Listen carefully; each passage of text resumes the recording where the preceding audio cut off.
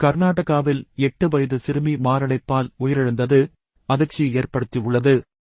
முன்பு வயதானவர்களுக்கு மட்டும் வந்த மாரடைப்பு இன்று இளம் வயதினருக்கும் வரத் துவங்கிவிட்டது.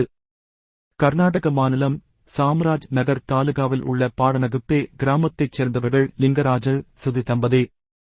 இவர்களின் ஒரே மகளான தேஜஸ்வினி 8 தனியார் பள்ளியில் 3ஆம் வகுப்பு படித்து வந்தார். படிப்பில் ஆர்வத்துடன் இருக்கும் தேஜஸ்வினி வழக்கம் போல நேற்று பள்ளிக்கு சென்றார். வகுப்பில் ஆசிரியை பாடம் நடத்திக் கொண்டிருந்தார். மாணவர்களிடம் வீட்டுப் பாடங்களை காண்பிக்கும்படி ஆசிரியை கேட்டார். அப்போது தேஜஸ்வினி திடீரென மயக்கம் போட்டு விழுந்தார். மேலும் சுயநினைவின்றி சிறுநீரும் கழித்துவிட்டார். இதை பார்த்து ஆசிரியையும் சக மாணவர்களும் அதிர்ச்சி அடைந்தனர். உடனே சிறுமியை அருகில் உள்ள ஜே.எஸ். மருத்துவமனைக்கு பள்ளி நிர்வாகத்தினர் துவக்கிச் சென்றனர்.